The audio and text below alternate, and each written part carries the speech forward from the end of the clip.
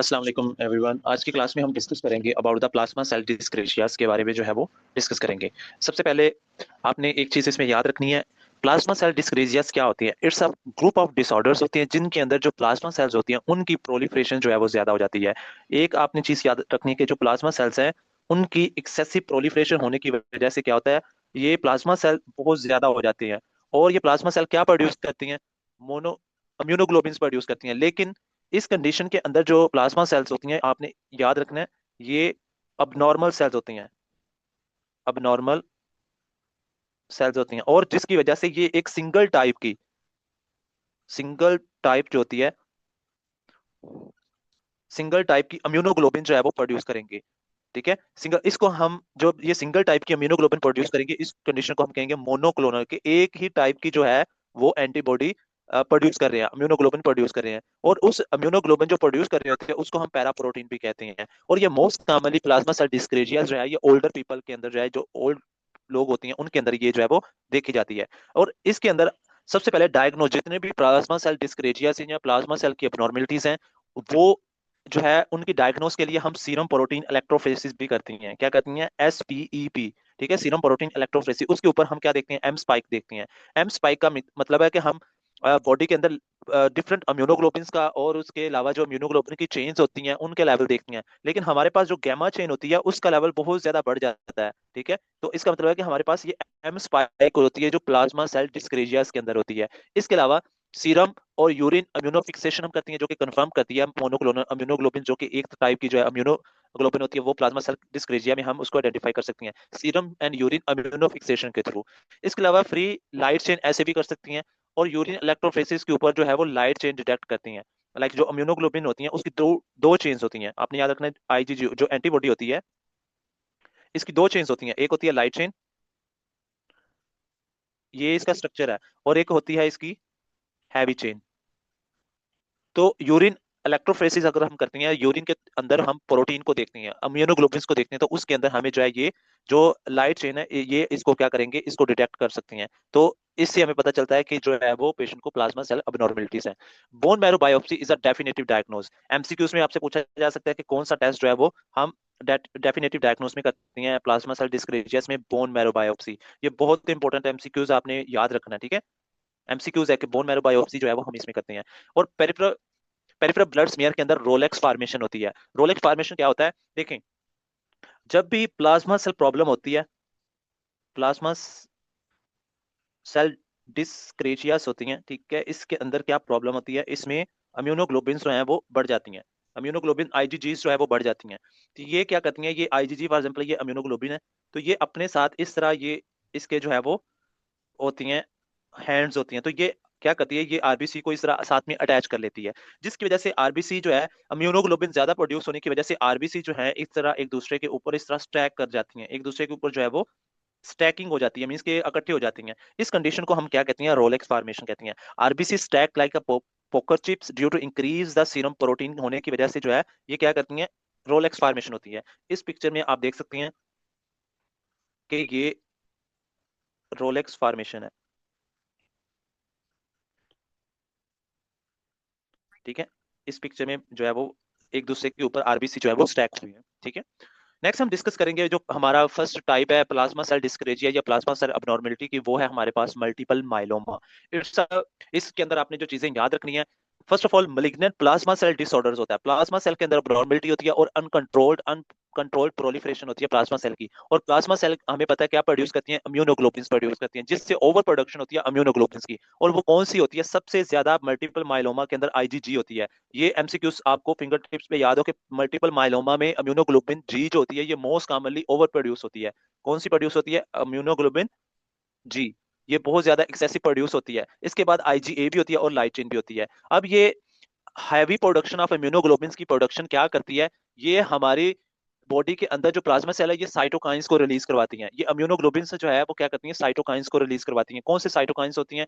Interleukin 1, tumour necrotic factor alpha and rank लाइगेन। ये सारे cytokines जो हैं जो बोन के अंदर ओस्टियोक्लास्ट सेल्स होती हैं जो कि मैक्रोफेज होते हैं बोन के, उनको एक्टिवेट करती हैं। ओस्टियोक्लास्ट एक्टिवेट होने की वजह से बोन जो है, पेरियोस्टियल बोन, आपने याद रखना है, पेरियोस्टियल बोन जो है उसकी डीमिनरलाइजेशन होती है।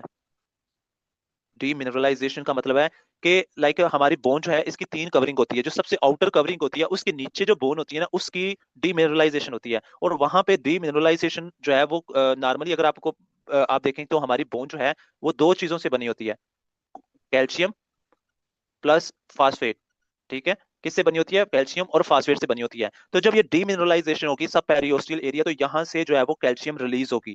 कैल्शियम जो है वो हमारे ब्लड के अंदर रिलीज होगी। ठीक है, क्योंकि वहां से जो ओस्टियोक्लास्ट है वो सब पेरियोस्टियल बोन को जो है वो डीमिनरलाइज करते हैं। कैल्शियम जो है ब्लड के अंदर रिलीज होगी और हमारी बॉडी के अंदर क्या मिलेगा? हमें हाइपरकैलेसीमिया मिलेगा पेशेंट को। इसके साथ साथ ये जो हैवी आईजीजी प्रोड्यूस हुई है इसकी लाइट चेंज जो है ये जाके हमारे नेफ्रॉन के अंदर फंस जाएगी। लाइक हमारे ये है हमारा नेफ्रॉन और यहाँ पे जो है वो फिल्टर होती है।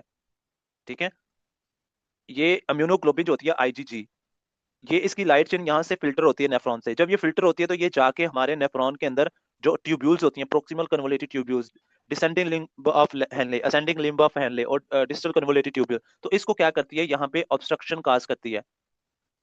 क्योंकि इतनी ज्यादा ये इम्यूनोग्लोबिन होती है, ऑब्स्ट्रक्शन होने की वजह से यहाँ पे क्या होता है? कास्ट नेफ्रोपैथी होती है, नेफ्रोपैथी। ठीक है, इसके अलावा पेशेंट को क्या होता है? इंक्रीज इम्यूनोग्लोबिन प्रोड्यूस होती हैं। ये क्या होता है? ये हमारे बोन मैरो के अंदर जो है वो डिपॉजिट होती हैं। जब ये बोन मैरो के अंदर डिपॉजिट होती हैं जिसकी वजह से जो है वो बोन मैरो इन्फिल्ट्रेशन की वजह से लेस आरबीसी प्रोड्यूस होंगे। जब लेस आरबीसी प्रोड्यूस होंगे that will lead to the anaemia formation. और इसके साथ साथ बोन के ऊपर हमें punch excessive increase osteoclast activity होने की वजह से, ओस्टियोक्लास्ट जो है उनकी एक्टिविटी ज्यादा होने की वजह से इंक्रीज जो है वो ओस्टियोपोरोसिस होगा।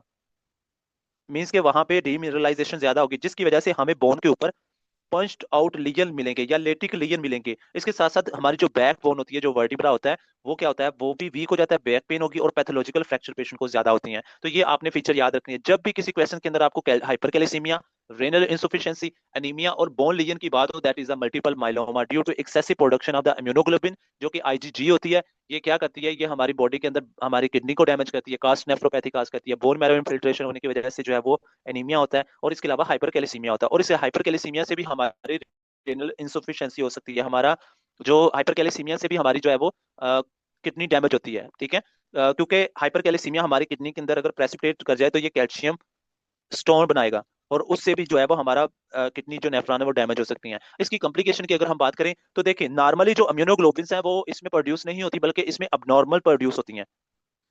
इसमें क्या होती है? अबनॉर्मल अम्यूनोग्लोबिन्स प्रोड्यूस होती हैं। तो अबनॉर्मल जब अम्यूनोग्लोबिन है तो क्या ये नॉर्मली बैक्टीरिया से प्रिवेंट करेंगी इन्फेक्शन को? डेफिनेटली जब ये अबनॉर्मल होगी तो लेस बैक्टीरियल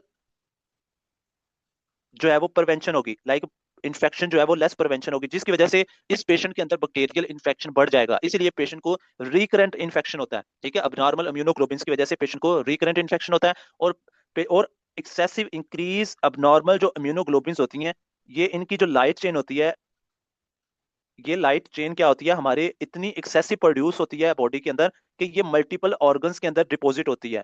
ठीक है, जब ये मल्टीपल ऑर्गन्स के अंदर डिपॉजिट होती है तो ये बीटा प्लेटेड शीट्स में होती है, मींस कि इसको हमारी बॉडी डिस्ट्रॉय नहीं करती, जिसकी वजह से पेशेंट को प्राइमरी एमाइलोइडोसिस हो सकता है। प्राइमरी एमाइलोइडोसिस क्या होता है? ऐसी कंडीशन होती है जिसमें एक ऐसी प्रोटीन जिसको हमारी बॉडी डिस्ट्रॉय ना कर सके वो हमारे मल्टीपल ऑर्गन्स में डिपॉजिट हो जाए, that will lead to the primary amyloidosis. अब उसके अलावा बेंस जोन्स प्रोटीन यूरिया होगा पेशेंट को। लाइट चेन की वजह से यूरिन टिप्सिक टेस्ट जो है वो इसमें नेगेटिव होगा। मींस के अगर हम प्रोटीन उसका यूरिन चेक करते हैं तो उसके अंदर हमें जो है वो प्रोटीन मिलेंगी और वो प्रोटीन जो होंगी वो बेंस जोन्स प्रोटीन यूरिया होगा। तो ये एमसीक्यूज के तौर पे आपने इसको याद रख लेना है।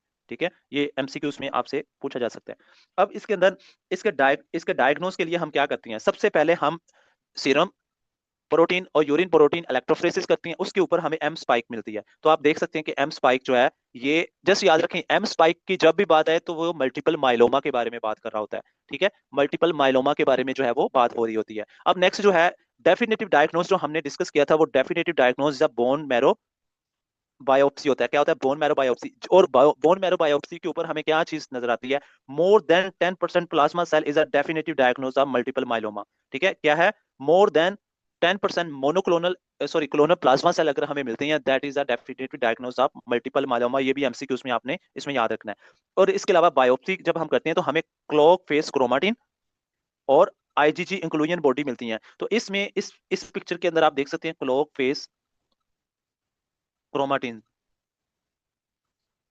ठीक है, ये इस पिक्चर में आप क्लॉक फेस जो है वो क्रोमाटिन देख सकती हैं कि किस तरह जो है वो बताया। और इसके अलावा इस पिक्चर में आप, ये जो है वो स्कल की पिक्चर है, ठीक है, स्कल है, और इसमें आप लेटिक